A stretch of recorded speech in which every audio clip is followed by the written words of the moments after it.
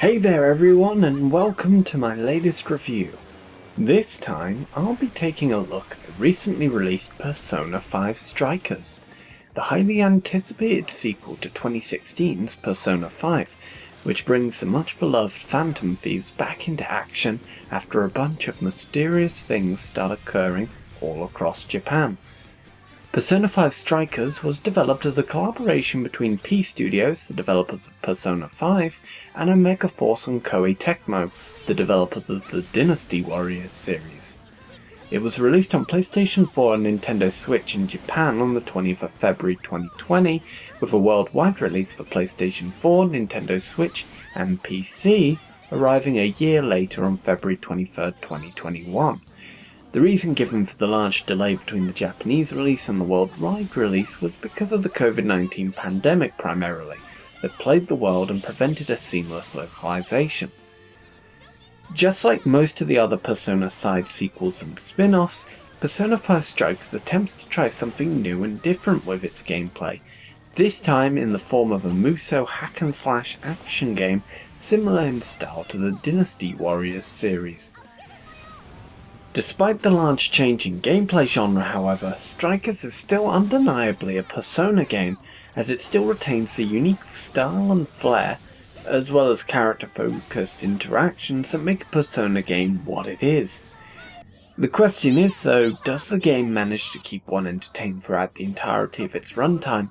as Musou genre games tend to get repetitive and tedious a lot easier than other genres,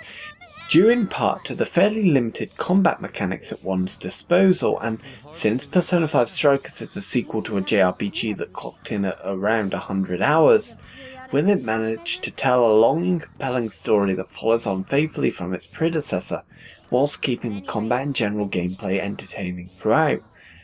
Well, that's what I'm going to decide today as I take a deep dive into Persona 5 Strikers, giving my thoughts on the many factors that make this game a game, including the story, the gameplay, graphics and sound. Then I'll round it all out with my final verdict, where I'll decide whether or not I believe that this is a game worthy of your time and money. For the purposes of this review, I'd like to clarify that I've so far played the game for around 60 hours, finishing the main story at about the 50-hour mark on a mixture of difficulties including easy, medium and merciless.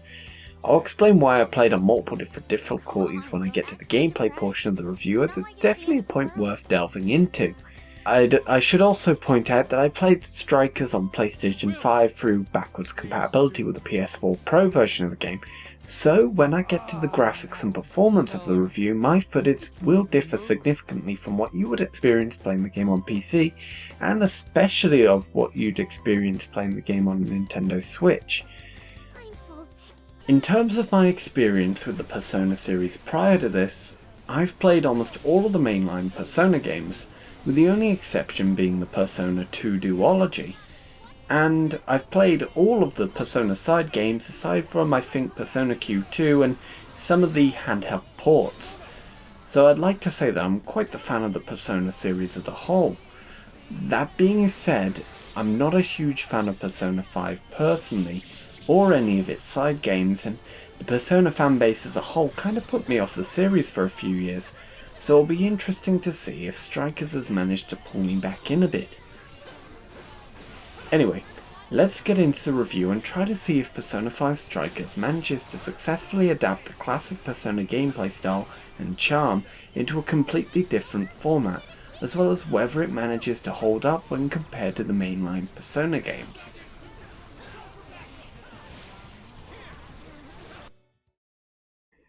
The story of Persona 5 Strikers is set several months after the events of the original Persona 5, and has the Phantom Thieves' journey across the entire island of Japan, investigating various incidents related to the metaverse and the changing of people's hearts.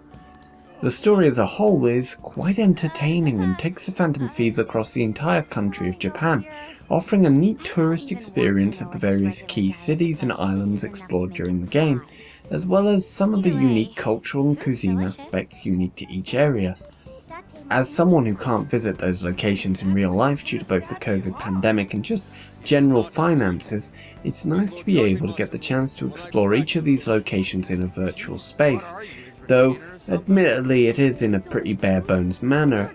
with its implementation in Persona 5 Strikers, as there aren't any real activities you can partake in at each location aside from 1 or 2 story scenes, so it's mostly all just bare bones window dressing. The actual story itself though is well written with great pacing throughout and manages to do a great job at fleshing out the Phantom Thieves better than ever, and because it follows on from the ending of Persona 5, it gives characters that were introduced too late in that game, such as Haru, more opportunities for character development that they missed out on in that game.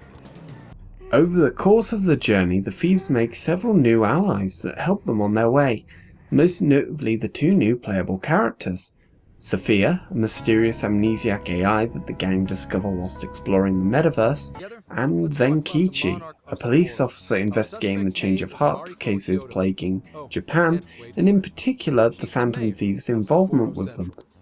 I really enjoyed both of the new playable characters, and what they bring to the Phantom Thieves group dynamic is quite different, and their personalities really do mesh well with the other characters, leading to some quite fun banter between the group members that helps to make the downtime between dungeons all the more entertaining. That being said, their backstories and their reasons for why they are involved with the story are fairly iterative of other characters from previous Persona games, with Sophia having a very similar amnesiac from another world backstory that Teddy and Morgana had in Persona 4 and 5 respectively, whilst Zenkichi's backstory is quite eerily similar to Dojima from Persona 4, which is a little disappointing in its unoriginality, but because of how well the characters are written and how likeable they are in Strikers, I can somewhat get past that. The same cannot be said, however, for the antagonists and other side characters introduced in Strikers though, whom are all very one-note and uninteresting. Aesthetically, some of the bosses and characters, such as the first Monarch, Your Face, are quite nice, but for the most part a lot of them just feel underwhelming and uninspired. In fact, one of the main antagonists, for instance, is pretty much just Tony Stark from Marvel's Iron Man, right down to the appearance and boss design as well as his role as the head of a world-renowned tech company. I will say, however, that the antagonists in Strikers were overall much better written than the ones in P5 were, as in that game they were all irredeemably bad in order to make the whole changing hearts storyline feel morally right, despite, you know, the whole changing someone's personality actually being really quite a morally dubious and uncomfortable prospect. In Strikers, however, the villains here actually do have a touch of humanity to them and feel more like victims in their own right, as they started out with good intentions that were twisted and turned until they became what they swore to stop. Don't expect any cameos from any of the side characters from Persona 5 either, because aside from Sojiro, Lavenza, and a very brief appearance from Sai Nijima, Strikers is completely absent of any of the side characters from Persona 5, though there are some references here and there, which is a little disappointing due to how much the Persona series focuses on the connections the protagonists make with their social link confidants. Even Igor is absent in Strikers, which is especially odd considering how ingrained in each Persona storyline he usually is, especially when potential world-ending threats are involved. When it comes down to how I felt playing through the main story of Persona 5 Strikers, I honestly really enjoyed it. A lot more than I thought I would, considering I disliked Persona 5's story quite a lot. Yet here with Strikers it feels like it was a lot better written, with better character motivations, better overall character development, and a more cohesive story with better pacing, and more interesting plot developments that I found a lot more enjoyable. Admittedly, a lot of the story beats felt very iterative for Persona 5, with the general structure of the story feeling very similar, so for me at least it was very easy to predict everything that was going to happen because of that. That being said, despite how iterative it is of what came before, I still really enjoyed it, mainly because it felt like they took all the negative aspects of Persona 5's story, such as the irredeemably evil antagonists and general character development, and actually fleshed them out and made them feel a bit more cohesive. So yeah, overall I really enjoyed Persona 5 Strikers' story. It's not particularly groundbreaking or original story, and there are moments where it gets a bit tedious and repetitive, especially early on, but it's fairly cohesive and well written for the most part, and I definitely think for that alone a lot of Persona fans are going to be able to enjoy the game regardless. Whether or not Persona fans or people who casually enjoy the Persona series will enjoy it though, well, that depends on whether the actual game part of the game is good, so let's get to talking about the gameplay and how Strikers differs from anything previously attempted by the series, for better or for worse.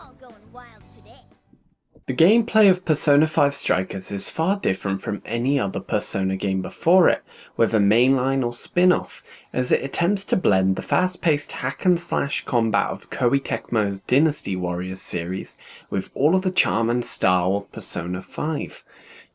Just like in Persona 5, there are two sides to the gameplay, the real-life exploration sections and the shadow-infested dungeon-crawling sections. Though, unlike in Persona 5, where everything was on a time limit and you had to manage each day's activities optimally in order to balance leveling social links, character stats and dungeon progression, in Strikers it's slightly different. Instead, this time around, time only passes through story progression, which makes sense as the game lacks a lot of the features and mechanics that would require that time management, such as social links.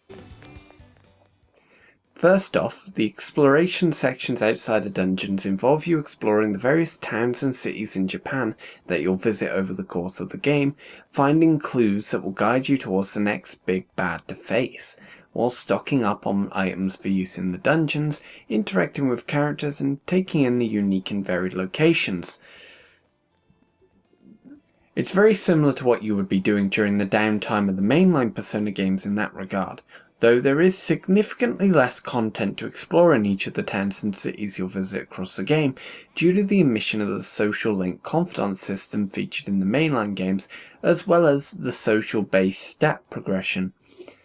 Aside from a couple of event cutscenes, there also really isn't much to differentiate each location aside from visual flair, as you'll be doing the same activities at each location, which can get quite repetitive, especially the further into the game you get. And that being said, it's not really that big of a deal, as you'll be spending only about 5 to 10% of your playtime exploring this content, but considering a large part of the mainline Persona games is focused around the balance between real life and dungeon antics, it's a little disappointing that the game doesn't really have more to do during the real world sections of this game, especially with the focus on exploring the various different locations of Japan. When you're ready to head into the core meat of the game, which is the dungeon crawling, you'll head to the party's camper van where you'll be able to organise your party, purchase gear and general items from Sophia, who acts as an in-game shop. You can also accept or complete requests, which are the game's take on side quests, which usually involve arbitrary objectives such as obtaining items from within or outside of a dungeon, killing specific shadows, or fusing personas with specific skills. Standard stuff and fairly uninteresting across the board. This is also where you'll be able to enter the various different jails that you'll come across as you progress with the game. In terms of gameplay, they're all very well designed and don't drag on anywhere near as much as some of the palaces in Persona 5 did, which is something I appreciate, as whilst the palaces in Persona 5 were quite stylish and had unique puzzles and layouts, they tended to drag on way too long, or at the very least it felt like they did anyway. There are about 8 jails that you'll venture into over the course of the game, though the last 2 are significantly smaller, only comprising of a couple rooms in each and are more story focused than the other jails. In terms of the general structure of the jails, there are 2 types for the most part, the smaller linear story focused jails I mentioned, but also large sprawling jails with multiple multi-layered rooms with varying levels of verticality. The spread between the 2 jail types is fairly even for the most part, though the larger jails are front-loaded at the start of the game for the most part, which factors into why the game has weird pacing, as it will take several hours to get through each of those in your first playthrough, whereas the smaller, more linear dungeons only take an hour or 2 to plod through, with a lot of that time being cutscenes and dialogue.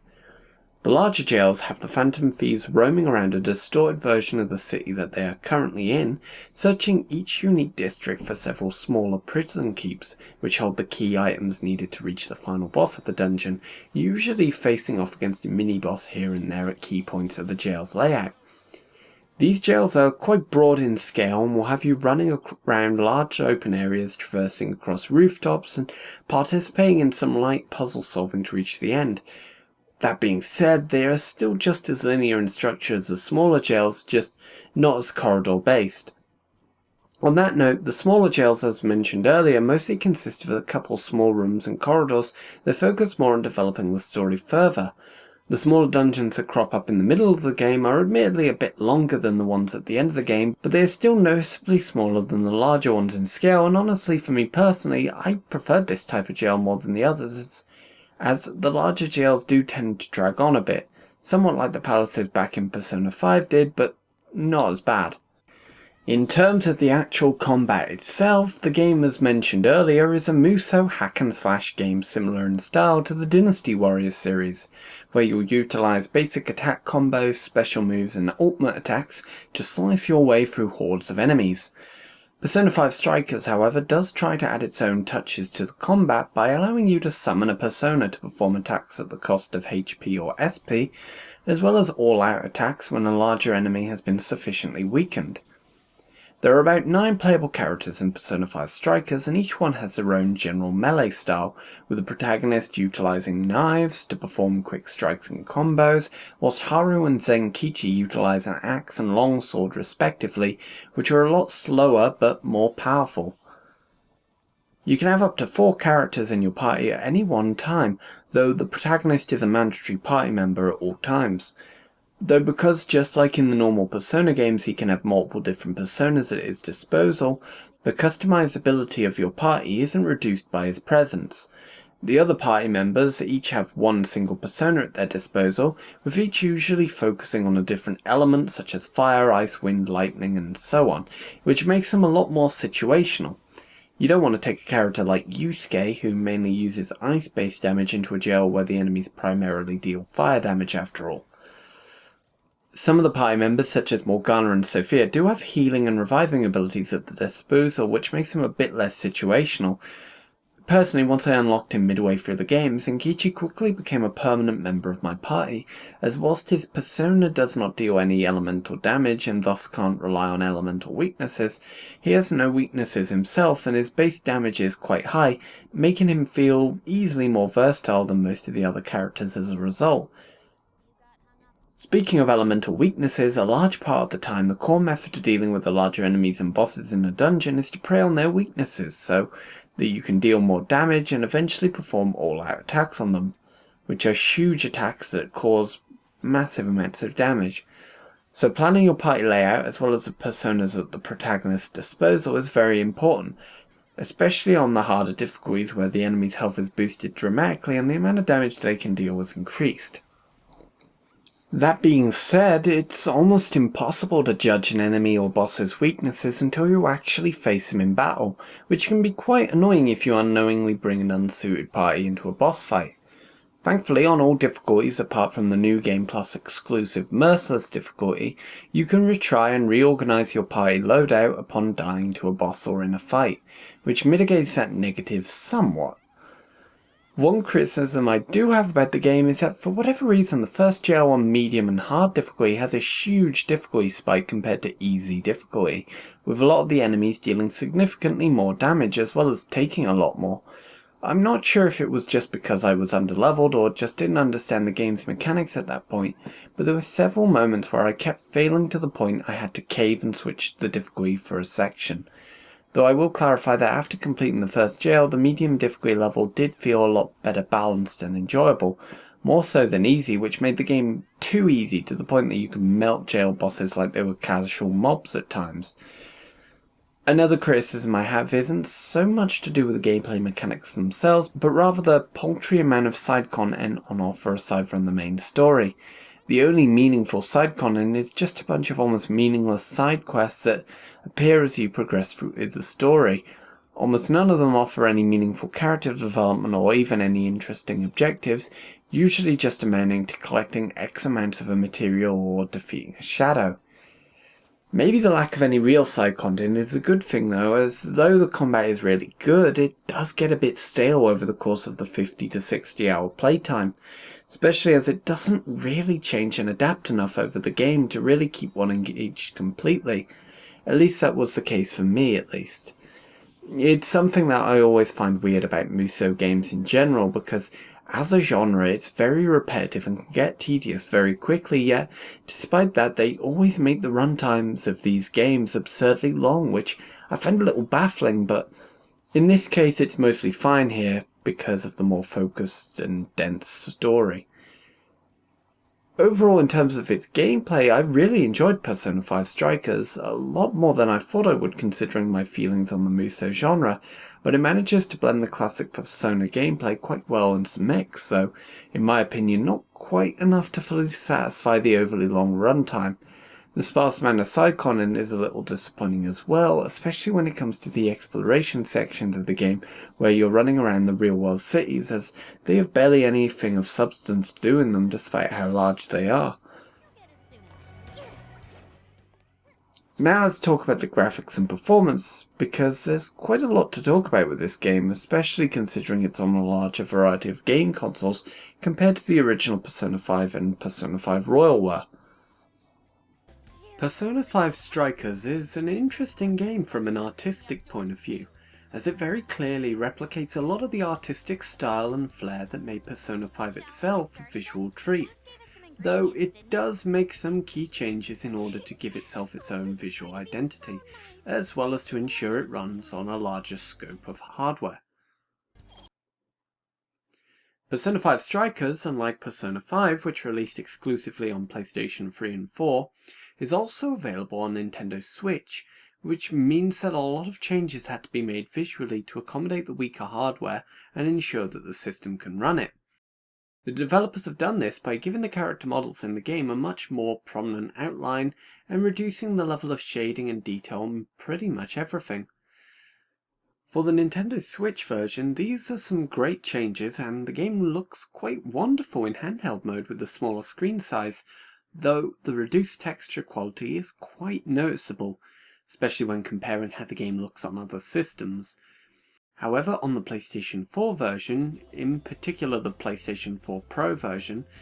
ran in backwards compatibility on PlayStation 5, Strikers looks kinda rough in places despite the higher resolution, better textures and better graphical capabilities.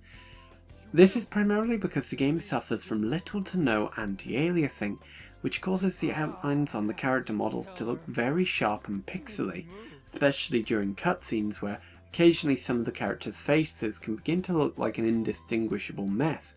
which isn't helped by the quite noticeable shimmering at times that cause parts of the outlines to disappear. Even on Nintendo Switch and PC the outlines can look pretty rough because of the poor anti-aliasing, but with those versions it's a little less noticeable, with the Switch's smaller screen size and resolution mitigating it somewhat, whilst the PC version has more versatile options including modding which can mitigate that issue. Admittedly, the lack of anti-aliasing is a pretty huge problem that greatly mars a large portion of the game's visual design, but, for the most part, it's the only real issue I had with the game's visual style as a whole, as the rest of the game does look pretty incredible, with some really cool location designs from the various different locations of Japan, and the individual jails having their own unique charms and designs that help to make them memorable and enjoyable to roam around. I particularly like the third jail, which is set in the city of Sapporo, as it transforms the city into a frozen wonderland, filled with snowy slopes and ice walls that give the jail its own unique flair and theme.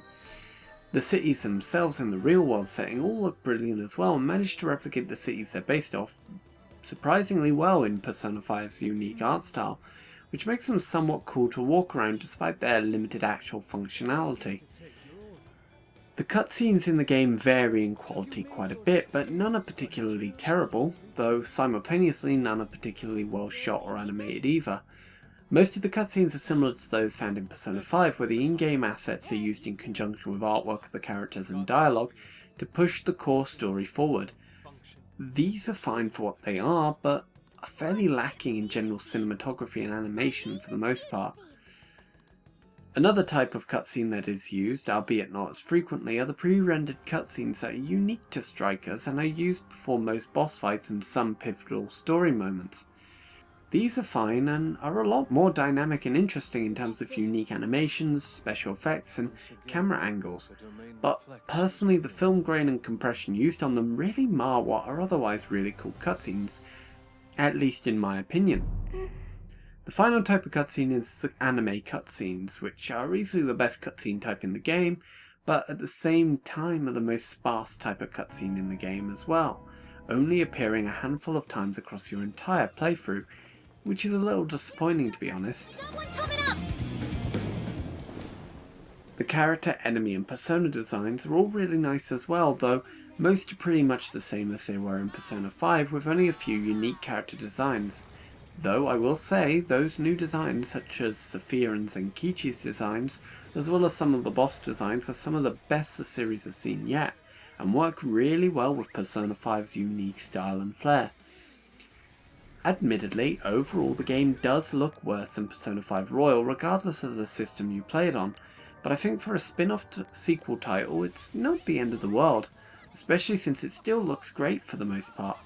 Graphics are probably not as important for a game like this anyway, since the game needs to be able to render large crowds of enemies and ensure all the physics and artificial intelligence operates optimally while maintaining a high frame rate. This is where the game really shines, as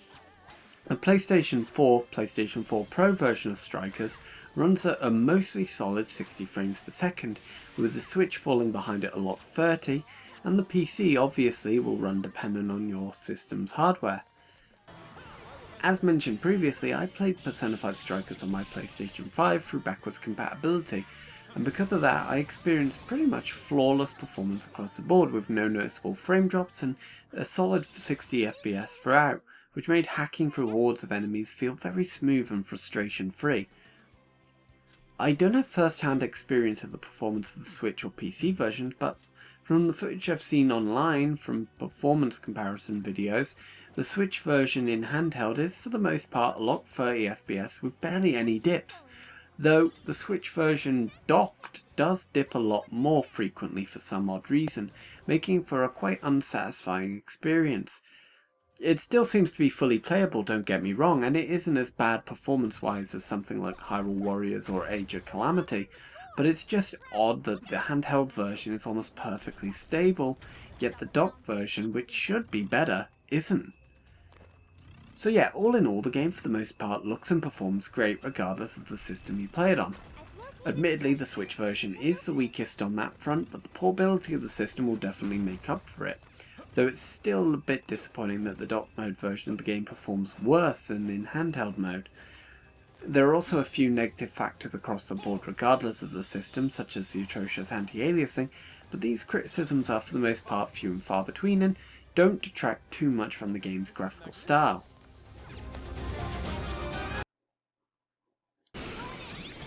The music of Persona 5 Strikers is easily one of its best qualities. The original tracks introduced in this game are all really great and work well to keep you immersed in the world and entertained as you push through the game.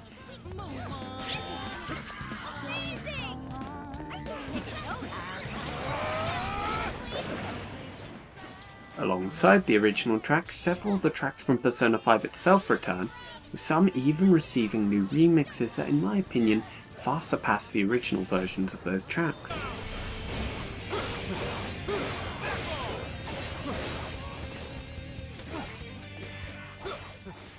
In terms of tracks that particularly stood out to me, well, the Strikers version of Last Surprise from Persona 5 was quite incredible, and the track that plays when you're exploring the Kyoto jail is really nice too and suits the surroundings nicely.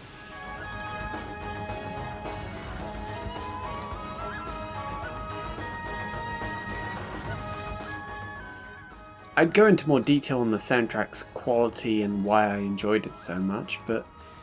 I don't really know that much about music production to be able to adequately say much more than that I enjoyed the soundtrack and pretty much all the tracks that were a part of it. I will however say that I do think that there definitely needed to be more battle themes in the game, as there is only a handful of them, with most being reserved for boss themes or special occasions. In fact, all of the dungeons share the same main battle theme, which let me tell you, gets really old quickly when it's what you hear for most of a 50-hour long playthrough.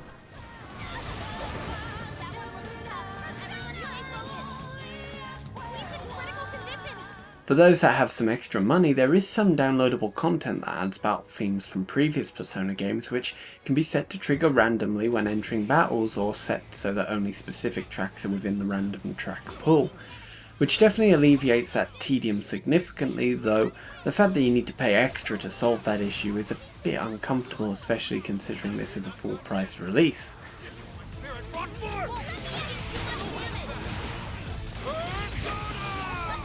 In terms of voice acting, the game features full English and Japanese dubs, with a cast for both returning from Persona 5 itself. I personally played through the game with the English dub, so for the purposes of this review, that's the version of the dub that I will be talking about. So if you play the game with the Japanese dub, your experience may differ substantially. The rice has been prepared. We're ready whenever.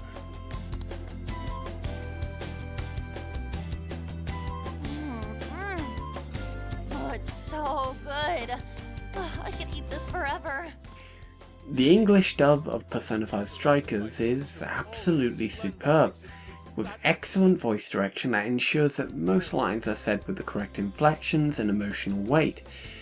It definitely makes the story a lot more enjoyable and the characters more likable when they sound like actual people and not people pretending to be people, that's for sure. Last! Hey, school. Oh, come on, don't act so depressed. It's not like it's the end of the world. So overall, what did I think of Persona 5 Strikers? Well,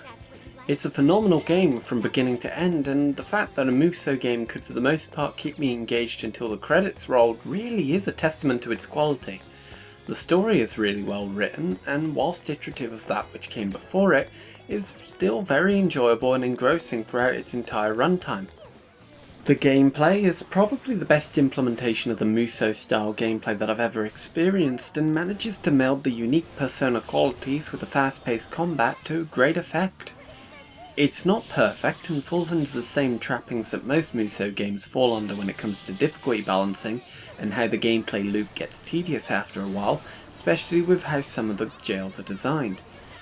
Criticisms aside though, Persona 5 Strikers is really fun while it lasts, and when it's supported by decent visuals, great performance and an absolutely brilliant soundtrack, it's definitely one of the best games I've personally played lately as a result. Is it anything groundbreaking? No, not really, but at the same time it doesn't need to be and manages to achieve everything it sets out to do and more. As someone who didn't really enjoy Persona 5 due to its writing and generally mediocre dungeon design, I was pleasantly surprised by how much I loved Strikers, and I do think that fans of Persona 5 will definitely enjoy Persona 5 Strikers for what it is, as it's very familiar to Persona 5, but in my opinion amplified. I would definitely say that Persona 5 Strikers is in my top 5 Persona games now in general. Mainly only behind Persona 3 and 4, which were two games that I greatly adore. Though, admittedly, I still haven't gotten around to playing the Persona 2 duology yet, and from what I've heard, they're phenomenal. It'll definitely be interesting to see where the Persona series goes next though, because after Persona 5, the rhythm game spin-offs, the anime, Persona Q2, Persona 5 Royal and now Strikers, we're finally at a point where we have no knowledge of future Persona entries, so anything could happen. Personally, I'd love to see Persona 6, perhaps with a more adult cast to change things up a bit. But honestly, who knows? For all we know, they could be planning a racing game or something even more outlandish. So yeah, Persona 5 Strikers. What did you guys think of it if you've played it? Let me know in the comments below about your thoughts on the game as well as this video, and if you enjoyed it, be sure to like this video and subscribe to my channel to not miss out on future videos. It really helps me out. Until next time though, I'm Kingdom H and this has been my review of Persona 5 Strikers. Thanks for watching, I'll see you next time.